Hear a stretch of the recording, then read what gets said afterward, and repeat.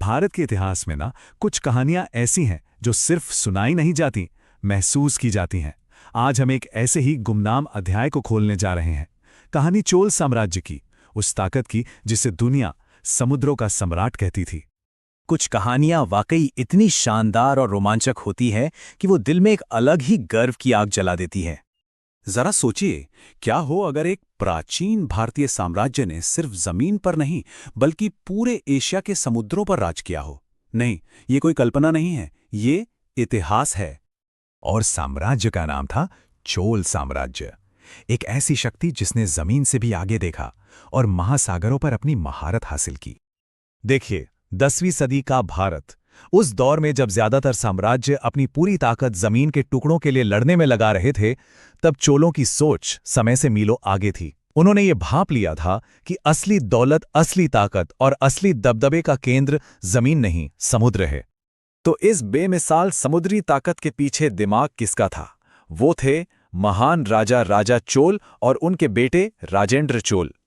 ये सिर्फ शासक नहीं थे, ये वो दूरदर्शी नौसैनिक कमांडर थे जिन्होंने इतिहास का रुख मोड़ दिया। उन्होंने एक ऐसा फैसला लिया, एक ऐसी सोच को अपनाया जिसने सब कुछ बदल दिया।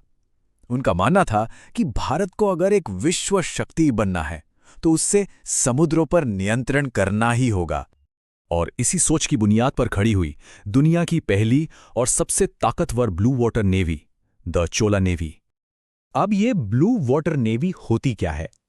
इसका मतलब है एक ऐसी नौसेना जो अपने देश के तटों से हजारों किलोमीटर दूर जाकर भी लड़ सके, जीत सके और विशाल समुद्री इलाकों को नियंत्रित कर सके। मतलब ये सिर्फ बचाव के लिए नहीं, बल्कि अपनी ताकत का परचम लहराने के लिए थी। उनके जहाज, वो तो अपने आप में एक तैरता हुआ किला थे, सागौन की मजबूत लकड़ी से बने, जो खारे पानी में सदियों तक टिक सकती थी। हर जहाज पर 150 से 200 ट्रेंड योद्धा, तीरंदाज और नेवल एक्सपर्ट्स तैनात होते थे। मल्टी डेक डिजाइन, महीनों का खाना और उस जमाने के सबसे एडवांस हथियार, ये जहाज लंबी से लंबी यात्राओं के लिए पूरी तरह तैयार थे। और फिर आया साल 1025। राजेंद्र चोल ने एक ऐसा फैसला लिया जिसके बारे में किसी ने सोचा भी नहीं था। उन्होंने ऐलान किया, हमारी नौसेना सिर्फ भारत के पानी तक नहीं रुकेगी, अब पूरे दक्षिण पूर्व एशिया के समुद्रों में चोल ध्वज लहराएगा। और इसके साथ ही शुरू हुआ दुनिया का सबसे बड़ा प्राचीन नौसैनिक अभियान। 200 से ज्यादा जहाजों का एक विशाल बेड़ा Sri Lanka, Maldives, Myanmar, Thailand, Malaysia, Indonesia और कंबोडिया की ओर निकल पड़ा। यह सिर्फ एक नौसैनिक हमला नहीं था, ये एक समुद्री क्रांति थी। सबसे बड़ी टक्कर हुई मलेशिया के कदारम में।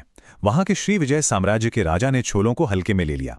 उसका मानना था, अरे भारत का राजा भला इतनी दूर कैसे आ सकता है? ये उसकी सबसे बड़ी और आखिरी गलती साबित हुई। राजेंद्र चोल की सेना ने सिर्फ 3 दिन में कडारम का युद्ध जीत लिया। पहले दिन अचानक हमला, दूसरे दिन मुख्य लड़ाई और तीसरे दिन श्रीविजय के राजा ने घुटने टेक दिए।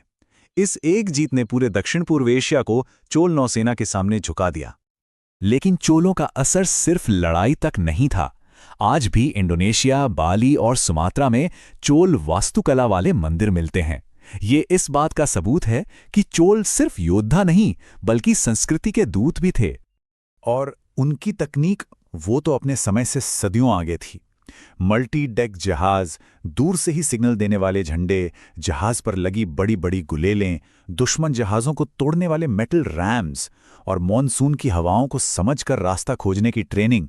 आज की मॉडर्न नेवी भी उनकी रणनीतियों को स्टडी करती है।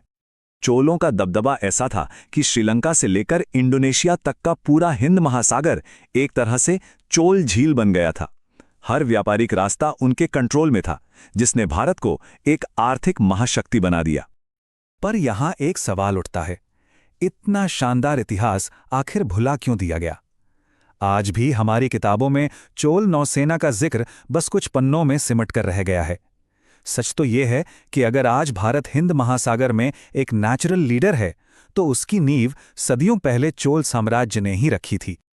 तो अगली बार जब भी कोई ये कहे कि भारत के पास कभी कोई बड़ी नौसैनिक शक्ति नहीं थी, तो उन्हें सिर्फ एक नाम याद दिलाना, चोल नौसेना, समुद्रों के सम्राट, एशिया के रक्षक और भारत की सबसे शक्तिशाली प्राचीन नौसेना।